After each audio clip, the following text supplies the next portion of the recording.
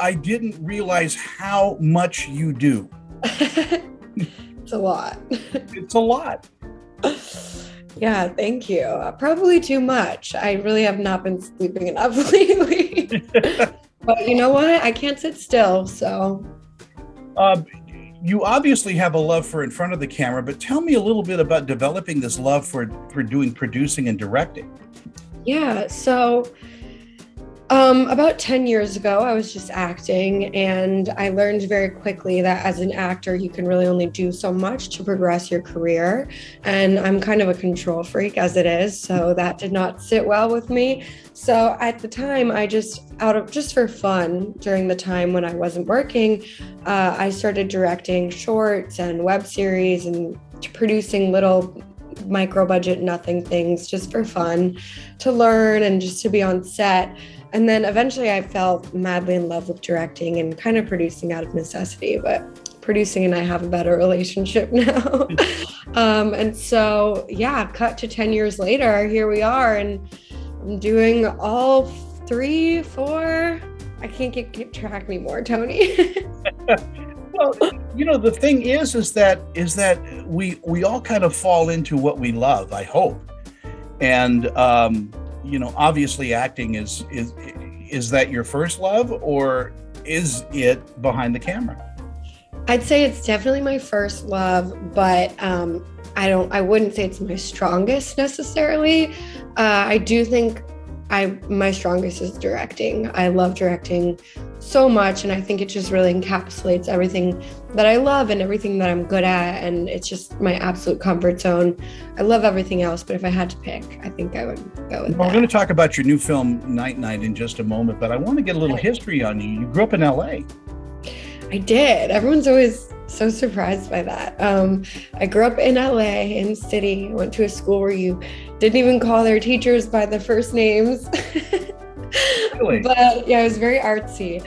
But it was great. I loved growing up in LA. And it's funny because I don't have any family members in the industry, but I was in the thick of it growing up in LA. So I felt like I was always kind of like so close, but so far.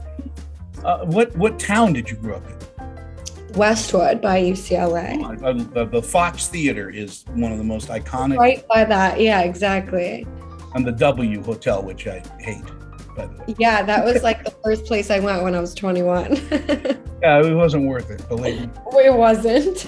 But growing up in the heart of, kind of actor's paradise, I think it's harder to get noticed when there's 100,000 actresses all vying for the same job. So how did you distinguish yourself from other? Are you good at auditioning?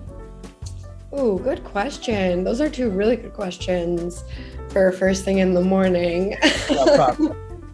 No, I think I am good at auditioning. I don't like it though, and I hear a lot of actors. It really goes one way or another. And I hear a lot of them say, oh, I love auditioning. And I just can't stand it, because to me, auditioning is a completely different thing than being on set or, doing a film or a show and acting with someone else. I think I'm good at it because I think I have been doing it long enough to where I figured out essentially more or less what the formula is and how to follow it.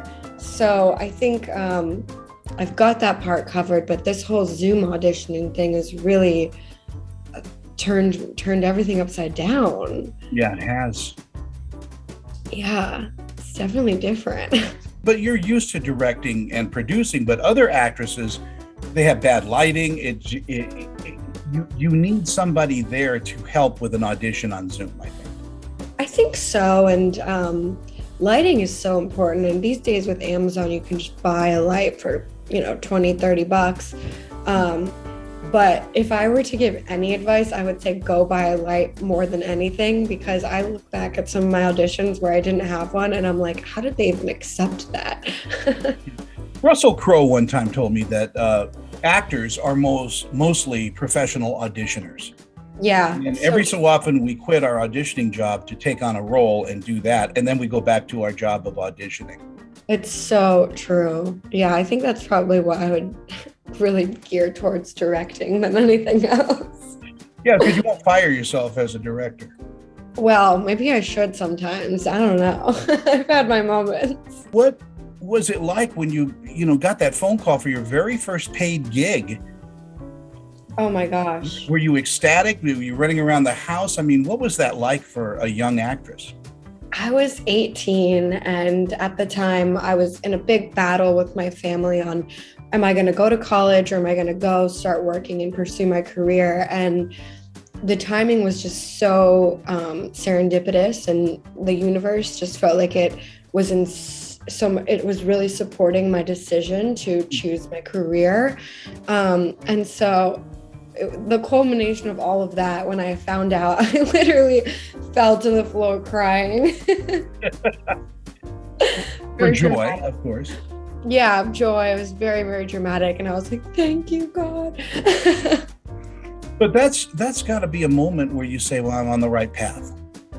Definitely. And, after that happened, there were a series of different events where it felt like everything very much fell into alignment and was guiding me down that path. And it was just this beautiful combination of what I felt like I was manifesting and what the universe was presenting for me. I went to USC, and I have an MFA in film and television. Oh. And nothing in college prepares you for what it's like to be on a set. Every set is an education. Yeah, it's so true. I think I learned more from my first set than I would have in 4 years of college. And then when I started working in TV, I learned from being on that set that that's a whole nother ball game.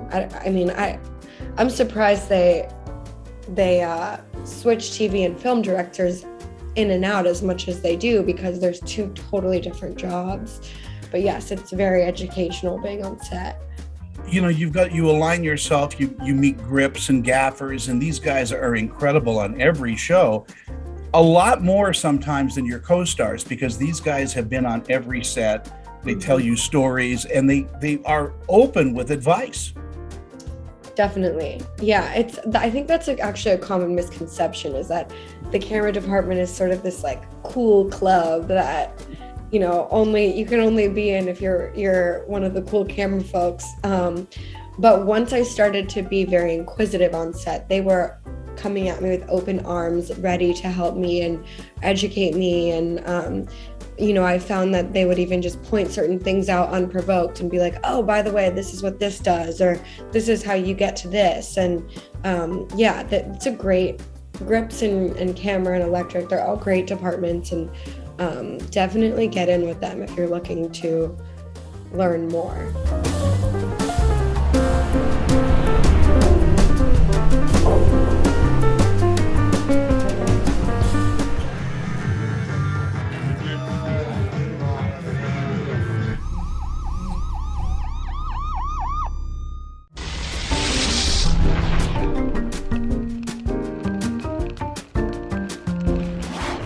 Now, your latest film is Night Night. Tell me a little bit about the process that you went through in directing this.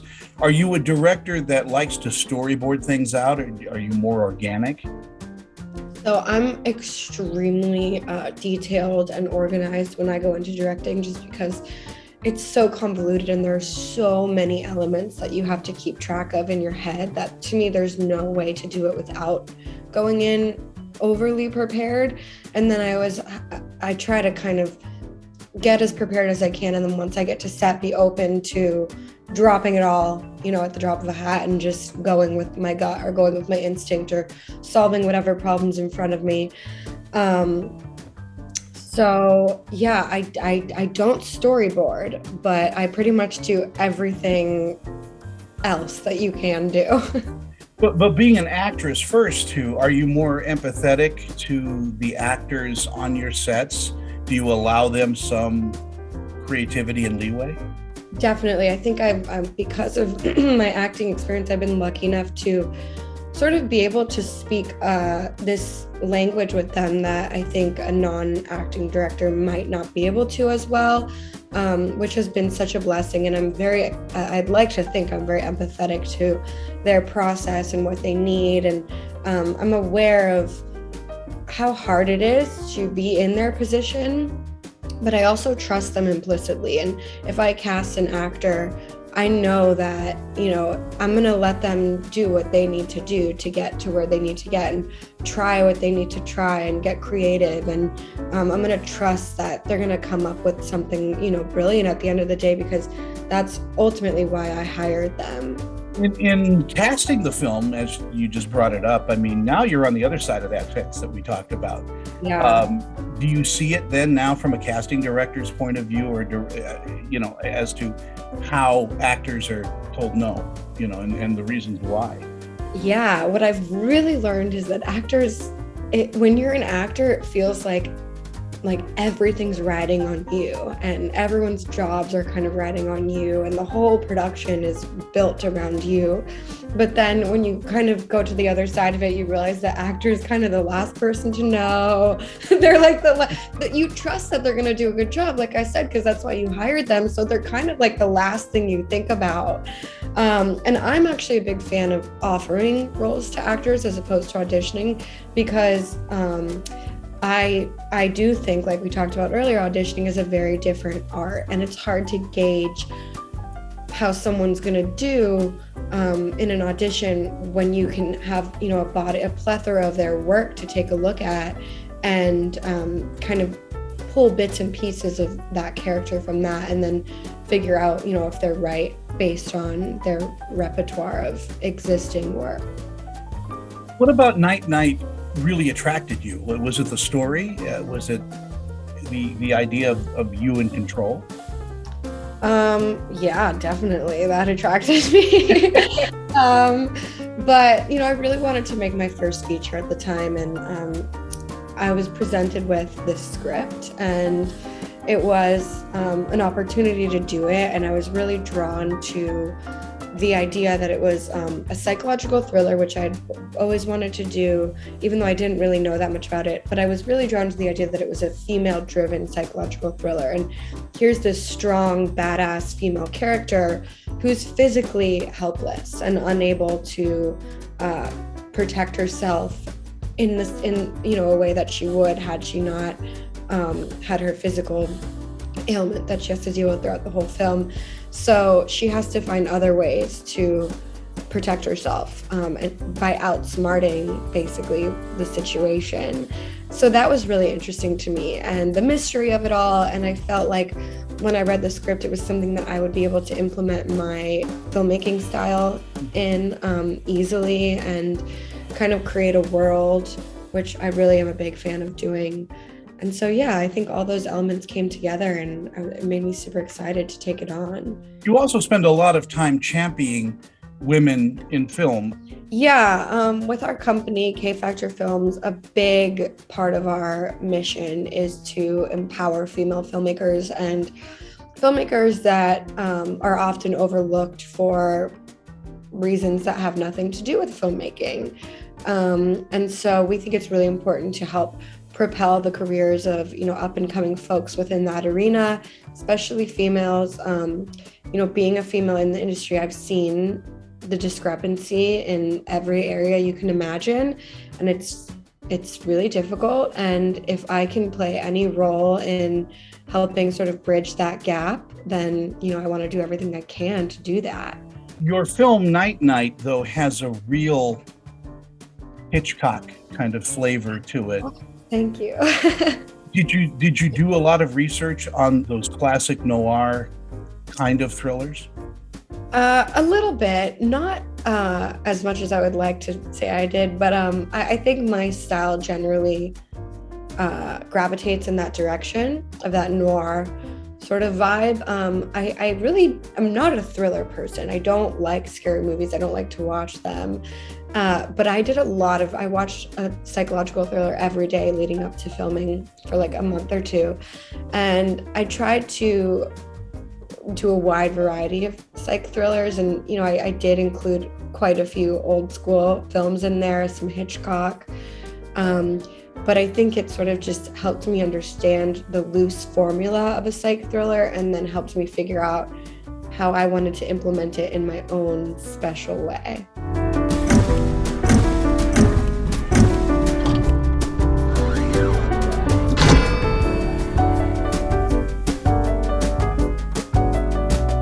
As a single mom, I want to make sure my kids have healthy teeth. Going to the dentist can be expensive.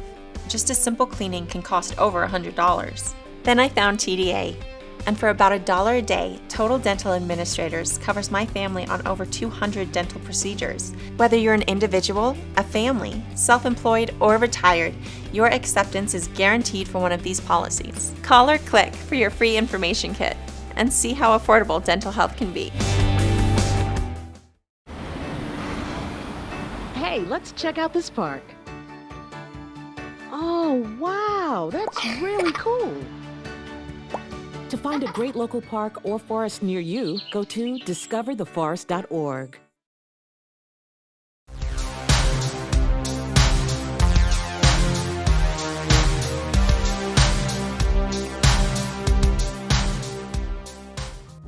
Do you still get starstruck? I mean, you've been in this business for a while. Are there people that you've worked with that you go, oh my God, I'm working with him or her? I definitely get starstruck. I don't think that I've gotten starstruck working with anyone yet. I do remember, this is funny, I think it was the second season of Famous in Love, Romeo Miller, who was, Lil Romeo, who I grew up watching. He was sitting at the table read, and I didn't know that they had cast him for the second season.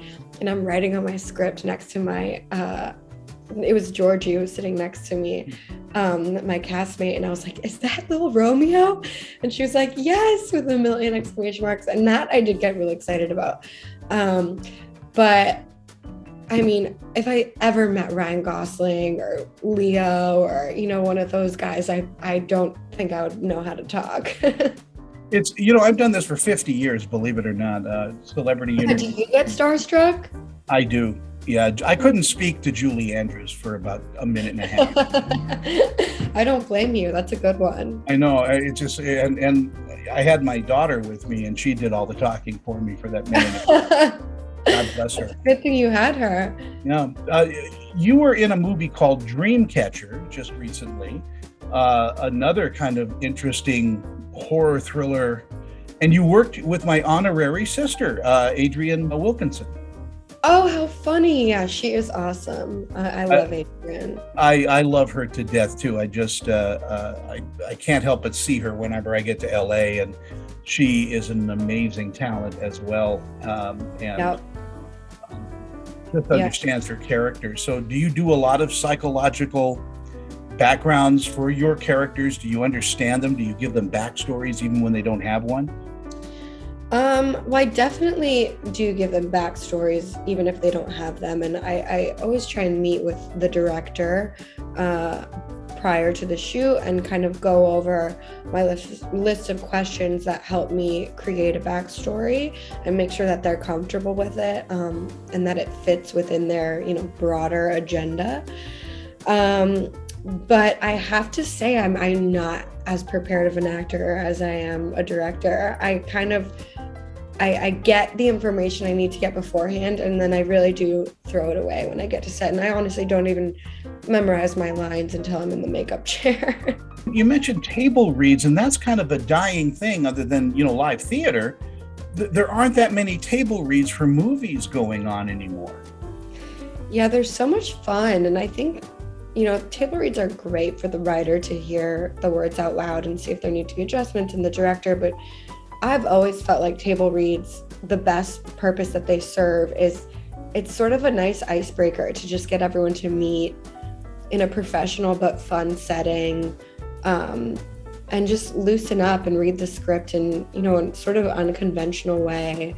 And it's just always kind of a great first step. So it is a shame because you don't get that with the Zoom table reads. Are you working on something new? Yeah, we've got quite a lot going on right now, actually. Well, I started this company, K Factor Films, in March, and I have, 3 amazing creative executives that are working on the company with me, and Ryan Delaney, who's the mystery man in this interview right now. That's right. He's sitting in the back making sure that we're asking the right questions. Yeah. I've known Ryan for a while too. He's a good guy. And I really am proud of how he stepped up into the producing role. Definitely. I mean, I had met him on Night Night, and he was just he had a producing role, but it was not nearly as in depth as where it ended up being. But within like 3 days, I pulled the other producers aside and I was like, he needs to be running this show, you guys. And the next thing I know, he's running the show, and he did a fantastic job. And after that, I was like, when I do start this company, I want him in it without a doubt. And so the four of us have just been working away. We've got a few different features in development right now, and we're in pre-production for one, and we've got a couple different things running through the festival circuit. So that's really taking up, I would say, like 100% of my time right now.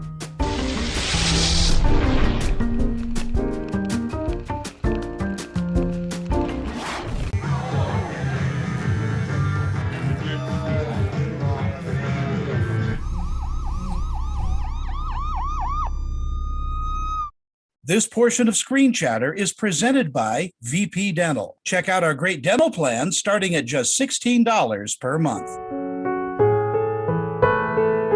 It's such a pleasure to kind of get to know you and meet you and talk about this new film Night Night and everything else that you've done. Niki, it's been a pleasure to chat with you and get to know you. As I said, all the best in everything that you do. I want to see your name on a bunch of stuff.